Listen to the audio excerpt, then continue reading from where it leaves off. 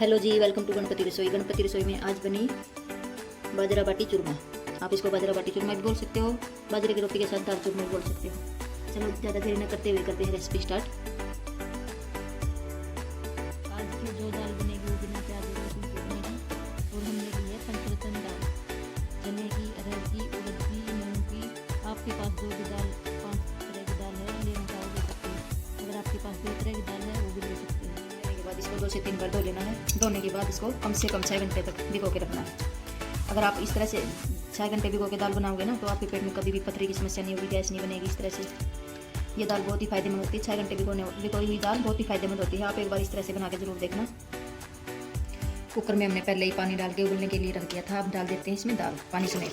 ये देखो, दाल को कुकर में डालने के बाद अब डाल देते हैं इसमें 2 तेज़पत्ता, 4 से 5 लौंग, 2 छोटी वाली इलायची, इसमें बड़े वाली भी इलायची डाल सकते हैं। अब डाल देते हैं इसमें नमक। अब डाल देते हैं लाल मिर्च पाउडर, हल्दी पाउडर। खड़े मसाले हमने इसमें डाल दिए हैं और जो रेगुलर मसाले होते हैं वो भी हमने डाल दिए हैं। इससे ज़्यादा मसाले इस दाल में हम नहीं डालेंगे। अब इसको ढक्कन लगा के 2 से 3 विसल ही लगाएंगे, क्योंकि दाल हमने 6 घंटे भिगो के रखी है। ज़्यादा विसल लगाने की ज़रूरत ही नहीं पड़ेगी। अगर आपको लगे कि 2 विसल में पक चुकी है तो एक बार बीच में खोल के देख लेना, अगर नहीं तो एक बार थोड़ी देर खुला पका लेना। ढक्कन लगाने से पहले इसमें डाल देना 1 चम्मच भर के देसी घी। इससे दाल कुकर में ऊपर नहीं निकलेगी। जो कुकर के ढक्कन में ऊपर दाल फेंकता है कुकर, वो नहीं निकलेगी। ये फिर से लेंगे कुकर का ढक्कन और ढक्कन को करेंगे उल्टा। यहाँ भी थोड़ा सा इस तरह से घी लगा देंगे। तक दाल में उबाल आता है तब तक टमाटर का छिलका उतार लेते हैं, क्योंकि आज हम बिना लहसुन और बिना प्याज के दाल बना रहे हैं तो प्याज तो काटेंगे नहीं। यहाँ पर आपको टमाटर का छिलका उतार के ही लेना होगा, हो जाता है, टाइम भी नहीं लगता इसको निकालने में। तीखी वाली मिर्च को बारीक बारीक काट लेना है। मोटे वाली मिर्च को इस तरह से लंबा लंबा काट लेना है।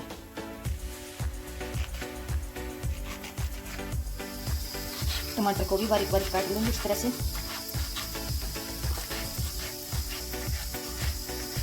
जिसको लगता है ना बिना लहसुन और बिना प्याज के दाल अच्छी नहीं बनती, तो आप एक बार इस वीडियो को देख के आप बना के देखना, फिर पता चलेगा अच्छी बनती है या नहीं बनती।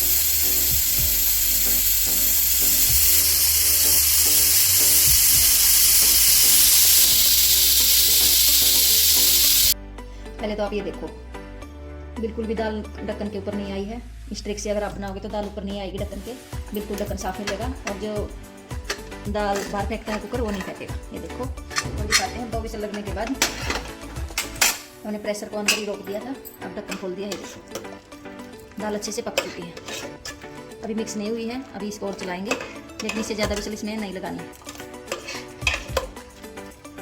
कुकर को हमने दूसरी गैस पर चढ़ा दिया है। अब लेंगे तड़का पैन, उसमें डाल देंगे थोड़ा सा घी। अब डाल देंगे घी में 2 साबुत लाल मिर्च को तोड़ के। ये देखो, घी में लाल मिर्च ने कलर छोड़ दिया है। कलर छोड़ने के बाद अब डालेंगे जीरा, सूखी भरेंगे। इसके साथ ही डाल देते हैं हरी मिर्चें।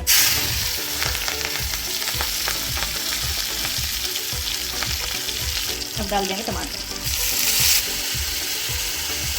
टमाटर डालने के बाद अब डालेंगे थोड़ी सी हल्दी, बिल्कुल थोड़ी सी, क्योंकि हमने दाल में हल्दी डाल के रखी थी। और थोड़ा सा तड़के के हिसाब से नमक। इनको अच्छे से मिक्स कर लेंगे। कलर के लिए थोड़ी सी डाल देंगे देगी मिर्चें, कश्मीरी जो मिर्च होती है लाल मिर्च पाउडर वो वाली। और टमाटर को अच्छे से इसमें भूनेंगे तब तक घी सेपरेट नहीं हो जाता, तब तक इसको भूनते रहेंगे। ये देखो, टमाटर ने घी अच्छे से छोड़ दिया है। अब हमें क्या करना है, ये तड़का सीधा कुकर में ही डाल देंगे। अब दाल को हमने खुला ही उबलने के लिए रख दिया था। अब लेंगे ये तड़का पैन और इसमें इस तरह से डाल देते हैं। देखो, इस तरह से इसमें इसी से एक बार चला देंगे और अब दाल को 5 मिनट और पकाएंगे। तड़का लगाने के बाद अब तेज पत्ता जो होता है ना वो निकाल देंगे। अगर आप चाहो तो खड़े मसाले भी निकाल सकते हो, लेकिन हम तेज पत्ता ही निकालेंगे सिर्फ।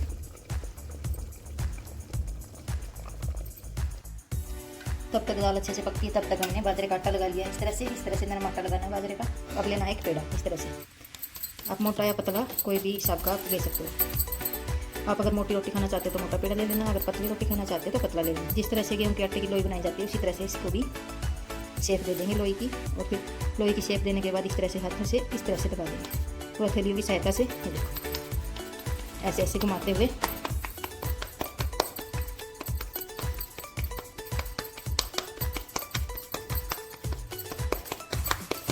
ये देखो बिना चिकना और बिना पानी के हाथ की रोटी भी इस तरह से अच्छे से बन के रेडी होगी। ये देखो कितनी बड़ी हो चुकी है। थोड़ी देर और बेल लेंगे इसको इसी तरह से। अब क्या करना है, हथेलियों से सीधा उंगलियों के पास लेके आना है। इस तरह से जहाँ से मोटी दिखे वहाँ से उंगलियों से दबाते हुए इसको बड़ी कर लेंगे रोटी को इस तरह से। ये देखो अब हमने तवा गर्म होने के लिए रख दिया था। अब तवे के पास चलते हैं।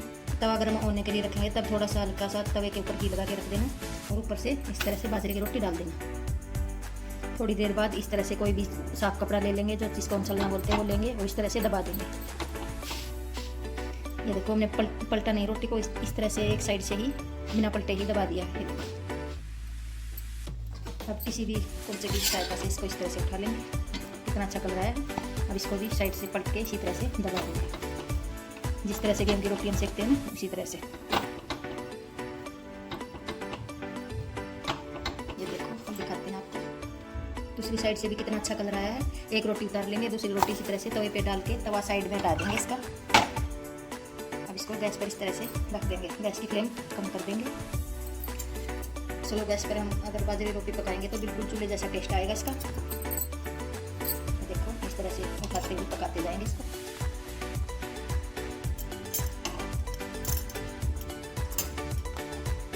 एक से 2 मिनट में ही बाजरे की रोटी अच्छे से सीख चुकी है। अब इसको निकाल लेते हैं। तड़का लगाने के बाद दाल को उबलते हुए कम से कम 5 से 7 मिनट हो चुके हैं। देखो दाल अच्छे से घुट चुकी है। देखो आपको पानी अलग दिख रहा होगा, लेकिन बाजरे की रोटी के साथ जब दाल खाई जाती है इस तरह से ही पानी ज़्यादा होता है उसमें। अब हमारी दाल बन चुकी है। अब हम खाएंगे कैसे, मेन बात है ये। बाजरे की रोटी इस तरह से लेनी है, जिस तरह से चूरमा चूरते हैं उसी तरह से इसको चूर लेना है। जिस तरह से दाल बाटी चूरमा होता है उससे भी अच्छा टेस्ट आएगा इसका।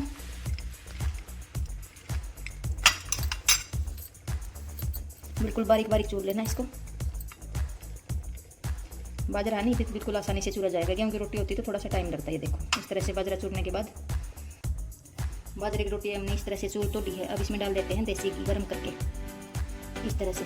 अगर आप कम खाना पसंद करते हो तो कम डाल सकते हो, अगर ज़्यादा घी खाना पसंद करते हो तो ज़्यादा भी डाल सकते हो। इस तरह से घी डालने के बाद ऊपर से डाल देना दाल इस तरह से। अभी दाल गर्म है, आप हाथ से भी कर सकते हो, लेकिन गर्म दाल है तो इस तरह से चम्मच से ही मिक्स कीजिएगा। अगर सर्दियों में आप एक बार इस तरह से बाजरे की रोटी के साथ दाल खाओगे ना, बहुत पसंद आएगी आपको। हफ्ते में 2 से 3 बार तो खाना पसंद जरूर करोगे। एक तो दाल हेल्दी, ऊपर से रोटी हेल्दी।